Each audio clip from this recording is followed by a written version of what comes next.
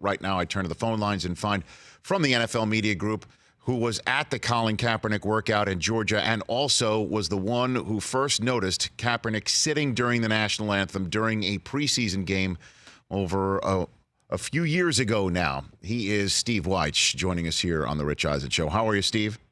Hey, Rich, I'm doing good. A little fatigued. Had to swim through a lot of stuff this weekend down in Georgia, but it was exciting. It's a news story, and this Kaepernick story is just not going to go away. I know, and again, it was your report many moons ago that first started this whole, I guess, story, to use a phrase, and the latest being the workout that went down this weekend in a high school as opposed to the Falcons facility, and it all boils down to a lot of legalese that you just got off the phone with the league about. I give you the floor as to what you know on this front.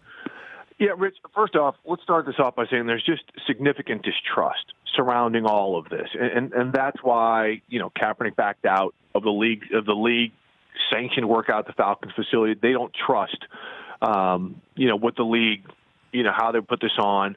But at the keys, some of the argument now you're hearing from Kaepernick's side is the fact that the NFL tried to make them sign a waiver which they were not comfortable with. So in speaking to people from both sides, the Kaepernick side said the waiver, there was language in there that could prevent them down the line from suing the league for collusion or something of the like. And now remember, Kaepernick sued the league for collusion and made a settlement, him and Eric Reed, who are with the Carolina Panthers. So in speaking with the league, and they've sent me copies of the waiver, they said there is no language in there. Had Colin Kaepernick decided to sign the waiver, there is no language in there that would prevent him from suing the league for collusion or anything on those grounds. All of the language in there is set to protect the league that should of any player gotten injured during the workout, they could not sue the league. They could not sue the Atlanta Falcons, where the facility and their employees who are going to be staging this event.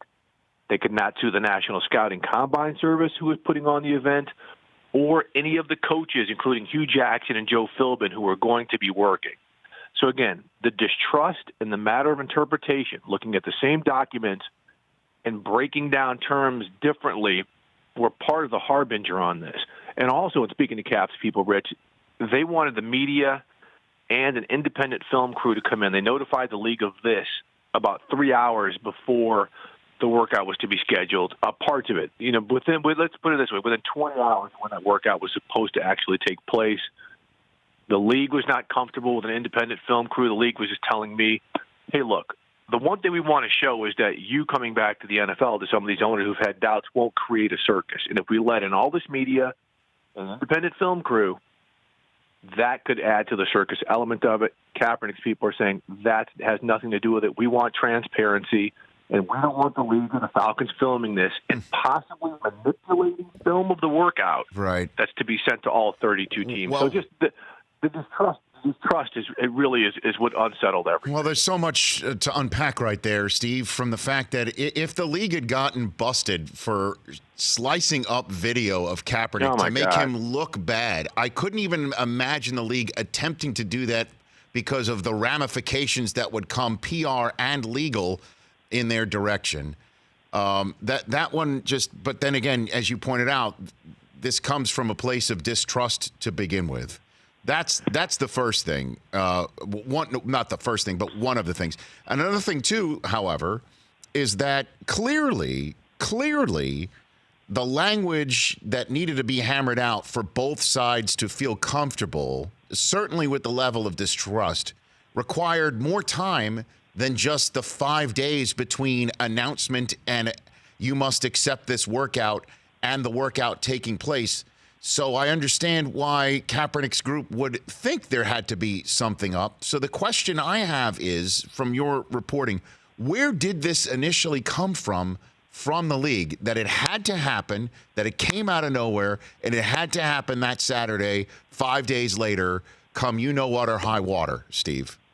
And, Rich, that is the one unanswered question that we just cannot get. We have not heard a solid answer on that. I have talked to teams. I have talked to people in the league, and that is the one answer we are not getting. We have seen reports that Jay-Z was trying to push for Kaepernick to get a workout.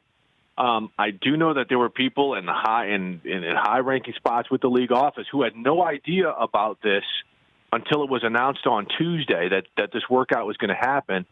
But again, I've spoken to general managers who were like, we had no idea this was coming until we got the email saying, hey, on this date, on Saturday, there's going to be a workout for Colin Kaepernick at Flowery Branch, the Falcons facility. So these teams are like, wait a second, man. We've got our pro director scheduled to do some advanced scouting. But we've got to arrange, now we've got to rearrange this and that if we can get there. Of course, general managers and head coaches couldn't get there because their teams played games on Sunday. So the hastiness of this being put together, again, that was the first seed of distrust for Kaepernick's cap. Like, why now? Why couldn't we, slow play this and negotiate the terms? That was part of it. And then, some teams were inconvenienced. All that said, and I witnessed this, there were I witnessed personally more than 20 NFL personnel executives. I mean, some of them high-ranking people on the food chain. Andrew Berry was Harry Roseman's right-hand man with the Eagles in terms of personnel. They were there. They showed up to see Colin Kaepernick. And the fact that only 8 ended up going to the workout at the high school kind of tells you how this either sat with teams or how this conflicted with schedules if guys had to catch flights to other games. But the fact that 25 teams did take the time with all of this going on, the hastiness, the fact that they showed up tells you that there were some football teams interested in seeing him. And from someone I spoke to, Rich, they said not only did they want to see them to possibly look at him for their team, they wanted to see if there was anything that has developed in the 3 years he's been off in his skill set in case they had to face him. So the ice definitely seemed, among football people, the ice seemed to have thought that Kaepernick could possibly get a shot, and maybe he still will. Well, and on that front, before I let you go, Steve, I know you've got a show to do for the NFL Network. So the question is you could look at it. This had something for everybody to try and use against the other or bolster a case, widening the distrust, okay? So, because it can be said that the NFL tried to get Kaepernick working out at the most nefarious way to try and get him into some sort of trap that he could not sue them successfully for collusion, okay? Not that preventing him from doing it at all, but to sue them successfully for collusion. And then on the other side, the worst case scenario that Kaepernick just wanted to show up and show that he could still play, knowing that he thinks he won't get a chance to play. And that's all that mattered to him, is to just throw more mud on the NFL, figuring I'm not getting a job. Let me just torch it up, show up in a Kunta Kinte t-shirt in a high school, working out, blowing up their plans. And that's all that mattered. So where is the truth in all of this, and where do you think it moves forward best, as you can tell, having been there from the first moment that he sat during the national anthem to this day? I tell you, Rich, just speaking in the short term, what just happened this weekend, that would be a whole lot of effort to prove points on both sides. It really would. If you're trying to make Colin Kaepernick look bad, that's a whole lot of effort, especially if you're asking 25 teams, just the 25 personnel men who have jobs to do, to pull them out of those to do that is a whole lot of effort to make him look bad. And for Colin Kaepernick, that's a whole lot of effort to make the league look bad. When this was all dormant, when everybody had moved on, so to speak, Colin Kaepernick was doing his things in the community and his personal life. The league is having a great season here in 2019. That is a whole lot of effort just to stir this pot. So moving forward, it's just, I'm just interested to see, because, Rich, you and I know this. People who cover the sport know this. The NFL people for 3 years have said Colin Kaepernick could play. Pete Carroll came out and said when they brought him in a couple of years ago, he's a starter in this league. He can play. It is not the NFL people that have kept Colin Kaepernick out of the league. So now all of a sudden we're talking about all these GMs and personnel people and this and that who came to see him and who didn't come to see him and this and that. Maybe they could have a shot, but it is the leaders of these teams, the owners of these teams, if they want to make up their minds to give him a shot. And like I said, I really got the feeling the ice had thawed. But after all of this, we'll see. I don't think if he gets a call, I don't think it'll be for this season. It'll be in the off season for 2020. That's what some teams have told me. But it's so wide open. The scab that was there has come unpicked now, and the bad feelings and the emotions are all over the place. I just don't know how owners are going to interpret any of this. Who would want to deal with it, and who wouldn't? Steve, appreciate the time at Wyche89 on Twitter. Must follow. And I appreciate all your hard work on this story and absolutely every single other one that I get to work with you on the NFL Network. Thanks for the call, brother.